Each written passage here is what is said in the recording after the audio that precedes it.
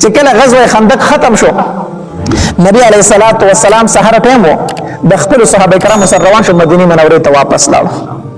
چې کله واپس لاړو داسې ماسپښین ټیم وو ماسپښین ټیم وو نبی علیه الصلاۃ والسلام له جبرئیل علیه الصلاۃ والسلام راغی او جبرئیل علیه الصلاۃ والسلام اسلحه چولې ده د الله پاک پیغمبر تا او استاد صحابه کرامو اسلحه کې خو دي نبی علیہ الصلوۃ والسلام ورته فرمایل وی او مخ اسلحه کی خودله نو ما زما پرشتو خو اسلحه نه دی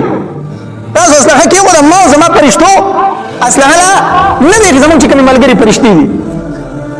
نبی علیہ الصلوۃ والسلام ورته فرمایل وی سکول غواړي جبرئیل علیہ الصلوۃ والسلام ورته فرمایل په بنو قریظه باندې حمله کول دي په بنو قریظه باندې سکول دي حمله کول دي نبی علیہ الصلوۃ والسلام ورته فرمایل جبرئیل زما صحابه کرام ستړي دي زما صحابه کرام ستړي دي اوس د جنگ رالو سارو جبرئیل علیہ الصلوۃ والسلام ورته فرمایي هغه زما کار دی هغه زما کار دی ترې ملګری تیار کا بنو قریظه ته ځان را رسوي او زه درنه مخکې لاړم جبرئیل علیہ الصلوۃ والسلام ورته فرمایي زه درنه مخکې لاړم انس رضی الله تعالی عنہ فرمایي وی د جبرئیل علیہ الصلوۃ والسلام او داغه سره چې کومي پرشتي وي وی د بنی غنم کوچه بنی غنم دا یو علاقه ده وی داغه ګرد غبار هغه دوری وسم ماته یاد دي د سترګو مخ کې ندي چې مونږ کتل چې میدان د دوړ وډک سخکاریدل نه خو جبرئیل السلام ته کله نبی رسول الله سلام ته فرمایل رزبن قرزه ته ورنه او تاسو واپس راځي وی موږ هغه میدان ته کتل چې کوچه بنی غنم د دوړ وډک شوله دغه شو دا پرشتي لاړې هغه اصل چې کومه وې دا خوري داسې اوچته کړې په بارا نبی علیہ الصلوۃ والسلام فرمایل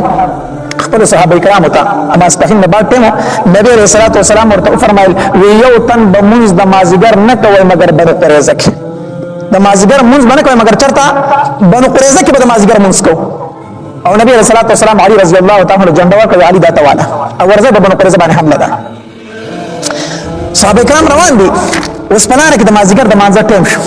چې د مازیګر د مانځه ټیم شو په دې کې د صحابه کرام خپل منځ کې اختلاف راغی بعضوی د مازیګر منځ کو ټیم رانه تیریږي او بعض صحابه کرام ویل وینا نبی رسول الله صلی الله علیه وسلم فرمایل چې د مازیګر منځ به کوم ځای کوي په بنو قریظه کې کوس قضا کېږي کو نه قضا کېږي موږ په بنو قریظه ته ځان رسو هغه نور صحابه کرام ته فرمایل د نبی رسول الله مطلب دا چې زر ځان رسوي دا مطلب نه چې تاسو منځ قضا کوي خو مقصد دا چې انت کې زر ځان رسوي بهر حال صحابه کرام جوړل شي یو ډله داسې وا چې هغه منځ د مازیګر اونکو نبی رسول الله صلی الله علیه وسلم ته ویل دي چې د مازیګر موږ باندې کوي مگر کوم ځای کې بنو قریظه کې یو د مازیګر موږ قضا کې قضا دي شوم بنو قریظه ته ځان رسو بل ډلې نه د نبی رسول الله مطلب دا و چې تاسو به منډه ځان رسوي موږ د مازیګر موږ کو دا هغه د مازیګر موږ په لار کې کو بیا روان شو البته نبی رسول الله صلی الله علیه وسلم چې په خپل اورسېدو دا واقعه ته ذکر شو د الله پاک پیغمبر بعضی صحابه کرام موږ د مازیګر نه کړو بعضو کړی دي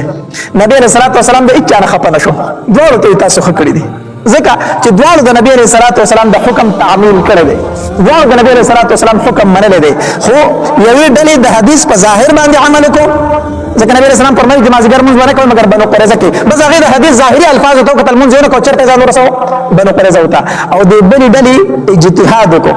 د نبی رسول الله مطلب دا دی چې زر ځان رسوي نو مازیګر موږ وو کو بیا ځان رسو هغه اجتهاد کو نبی رسول الله دوه ته فرمایي خو کړی دي د دې ډلې نه خطا نشو حافظ ابن قیم رحمه الله فرمایي د دوه ډلو کې یوې ډلې دوه ثوابونه حاصل کړو د یوې ډلې یو ثواب حاصل کړو ابن قیم رحمه الله فرمایي د دوه ډلو کې یوې ډلې دوه ثواب حاصل کړو او د بلې ډلې یو ثواب حاصل کړو څنګه کومې ډلې چې د حدیث په ظاهر عمل کو چې موږ په لار موږ نه کو بلکې چرته بزان رسو بنو قریظه ته بزان رسو هغه خو یو ثواب ورته ملو شو چې د نبی رسول الله صلی الله علیه وسلم د حکم تابعداري وکړه دغه ثواب ورته ملو شو او د بلې ډلې ته دوه ثواب ملو شو څنګه یو د هغه منځ پابندي هم وکړه چې هغه ته صلات وسطا ویل شوی دی صلات وسطا ورته ویل شوی دی چې په هغه کې حدیث مبارک راځي د چانه چې د مازیګر منځ قضا شو ته د اهل او عیال او ارسل د هلاک شو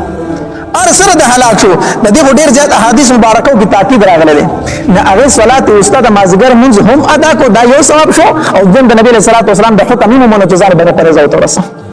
نو چا چې اجتهاد کړو هغه ته دوه ثواب ملو شو چا چې